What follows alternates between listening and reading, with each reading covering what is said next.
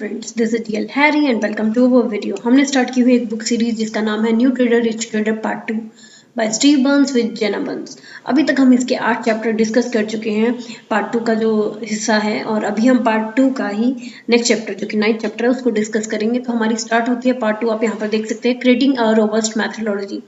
तो इस पार्ट में सारे के सारे जितने भी हम डिस्कशन करेंगे वो मैथोडोलॉजी को डेवलप करने के लिए होंगे। यहाँ पर आप देख सकते हैं कि हम कोटेशन से शुरुआत करते हैं। एडसी कोटा की in order of importance to me are the long term trend, the current chart pattern and picking a good spot to buy or cell.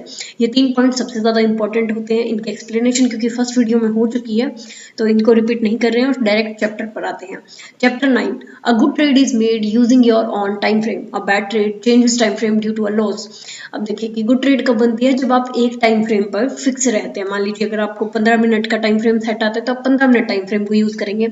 आपको 5 मिनट सेट आता है तो आप 5 मिनट को यूज करेंगे। आप स्कैल्पर हैं तो आपको 1 मिनट का टाइम फ्रेम या 3 मिनट का टाइम फ्रेम सेट आ सकता है। अगर आप स्विंग ट्रेडर हैं तो आपको हो सकता है वीकली या डेली टाइम फ्रेम सेट आए। तो जो गुड ट्रेड होती है वो सिर्फ एक टाइम फ्रेम पर ही काम करती है, जबकि एक न्यू ट्रेडर जो होता है जैसे ही उसको किसी टाइम फ्रेम पर लॉस होगा वो अपना टाइम फ्रेम चेंज कर देगा। मान लीजिए उसने 5 मिनट में लॉस लेना शुरू कर दिया तो वो हो सकता है अपना टाइम फ्रेम चेंज करके 1 मिनट पर या 15 मिनट पर आ जाए। तो इस तरीके से उनका टाइम फ्रेम चेंज होता रहता है क्योंकि उन्हें लॉस हो रहा होता है। रिचर्ड डेनिस इस बारे में क्या कहते हैं आगे, the key is consistency and discipline. Consistency यानी कि लगातार आप किसी पर काम कर रहे हैं, और आपका डिसिप्लिन, ये मेन सबसे ज्यादा इंपॉर्टेंट है। ये मेन कीज हैं जब भी मार्केट में आप सक्सेसफुल होने की बात करते हैं। Almost anybody can make up a list of rules that are 80% as good as what we taught our people. कि यहाँ पे कोई भी एक रूल्स की लिस्ट बना सकता है जिससे 80% लोग अच्छा कर सकते हैं और उन्हें उनसे सिखाया भी जा सकता है। What they couldn't do is give them the confidence to stick to those rules even when things are going bad. सिर्फ क्या नहीं किया जा सकता इसके बारे में वो बताते हैं कि उस कॉन्फिडेंस को डेवलप नहीं कर सकते वो लोग जिसके जरिए आप उन रूल्स के साथ बने रहें अगर कुछ गलत भी हो रहा है तो।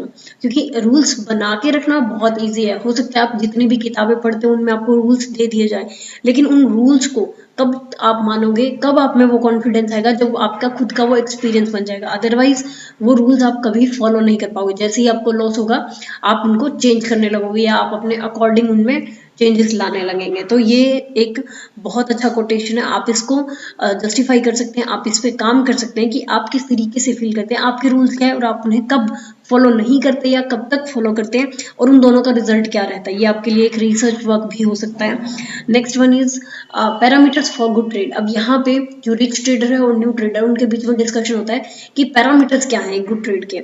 आपको कब समझ में आता है कि एक ट्रेड जो है वो अच्छी है। तो यहाँ पर उन्होंने बोला है प्री डिटरमाइंड पैरामीटर्स। एक गुड ट्रेड के लिए सबसे पहले कुछ पहले से ही निर्धारित पैरामीटर्स होते हैं। आप किसी भी हर एक ट्रेड को आप अच्छी ट्रेड नहीं कह सकते। आप अगर मान लीजिए कि मॉर्निंग में जैसे ही 9 बजे मार्केट ओपन होता है आप उसके सामने बैठते हैं और आप एक ट्रेड एग्जीक्यूट करते हैं और उसमें आपका प्रॉफिट हो जाता है, आप ये नहीं कह सकते कि वो ट्रेड अच्छी थी। अगर आपने उसको एनालिसिस किया हुआ है पहले से कि अगर ये लेवल ब्रेक होगा या ये लेवल से रिवर्स होता है तभी वो ट्रेड चलेगी। अगर वो प्री डिटरमाइंड पैरामीटर आपके पास है तभी वो एक अच्छी ट्रेड है। आपका पोजीशन साइज, उसमें आप एक अच्छी क्वांटिटी के साथ ट्रेड कर रहे हैं जो कि आप हैंडल कर सकते हैं, जो कि अगर लॉस देने लग जाए तो आपके लिए स्ट्रेस का कारण नहीं बनेगा, तो ही वो एक अच्छा पैरामीटर है एक अच्छी ट्रेड के लिए। क्वांटिफाइड एंट्री, वो एंट्री जो है जैसा कि प्री डिटरमाइंड पैरामीटर्स बोला है वैसे ही वो क्वांटिफाइड एंट्री होनी चाहिए, यानी कि फैक्ट बेस्ड होनी चाहिए। वहां पर आपको कुछ सिग्नल मिलने चाहिए, चाहे वो कोई इंडिकेटर हो, चाहे वो ट्रेंड लाइन हो, चाहे कोई सपोर्ट रेजिस्टेंस हो, या कुछ भी जो भी आप यूज करते हैं उसका सिग्नल मिलना चाहिए। अदरवाइज वो एक गुड ट्रेड नहीं है। मैनेज्ड रिस्क, आपका रिस्क मैनेजमेंट उसमें होना चाहिए। मान लीजिए कि आप उसमें रिस्क रिवॉर्ड रखते हैं तो 1 रेशियो अगर आपका रिस्क है तो 2 रेशियो अगर आपको रिवॉर्ड मिल रहा है तो एक अच्छी ट्रेड है। मैनेज्ड अगर आपका रिस्क है तभी वो एक अच्छी ट्रेड है, अदरवाइज वो एक अच्छी ट्रेड नहीं है। A good trader is disciplined and able to follow a plan rather than emotions and opinions। एक गुड ट्रेडर कौन है, जो डिसिप्लिन्ड है और अपने प्लान को फॉलो कर सकता है, ना कि अपने इमोशंस और ओपिनियंस को। अब यहाँ पर डिसिप्लिन्ड होने का मतलब क्या है कि उसके पास एक पहले से ही प्लान रेडी है और वो उसे फॉलो करने वाला है। उसके कुछ सेट रूल्स हैं जिनको वो फॉलो करने वाला है, और यही सब पैरामीटर्स हैं उसके लिए जो उसे अच्छा ट्रेडर बनाते हैं। अगर आप उन्हें फॉलो कर सकते हैं तभी आप एक अच्छे ट्रेडर हैं। So next one is more points of discussion. उनके बीच में जो डिस्कशन हुआ है उसमें उन्होंने क्या डिस्कस किया है. It takes a lot of time and work to get an edge in any type of method, and it is not easily transferred to trading on a different time frame.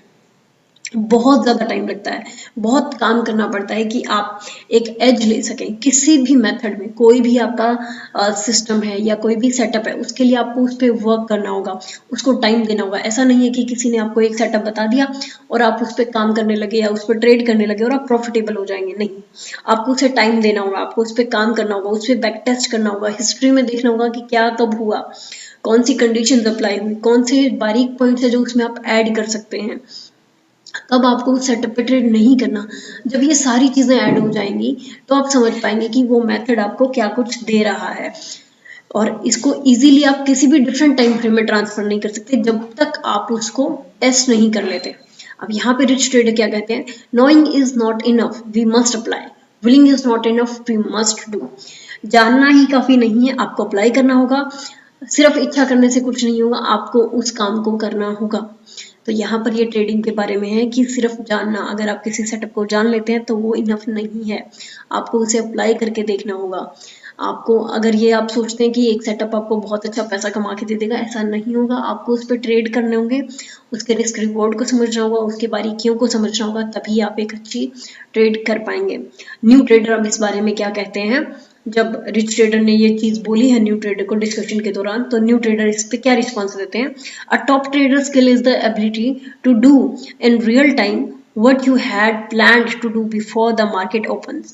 एक top trader का skill क्या है, उसकी ये ability कि वो real time में जो भी उसने पहले प्लान कर रखा है उसको वो अप्लाई कर सके. यानी कि आप मान लीजिए कि अभी जैसे नाइट का टाइम है, तो आप अभी उसको, आप जब मार्केट ऑफ है, आप उसको प्लान करते हैं, आप उसको एनालाइज करते हैं कि कब आपको ट्रेड करना है. अगर कल मार्केट गैप अप खुलता है या गैप डाउन खुलता है या उसी जोन में खुलता है, तो आप किस तरीके से उसे ट्रेड करने वाले हैं, किन सिग्नल्स पर आप उसे ट्रेड करने वाले हैं. तो आपका ये जो प्लान है, तो आप कल मार्केट ओपन होने के बाद जैसे ही उसको एग्जीक्यूट करेंगे, तभी आपके स्किल्स डेवलप होंगे, तभी आप एक टॉप ट्रेडर बन सकते हैं. अदरवाइज आप उसको फॉलो नहीं करेंगे, आपके पास कोई प्री डिटरमाइंड प्लान नहीं है, तो आप मार्केट में सक्सेसफुल नहीं हो सकते.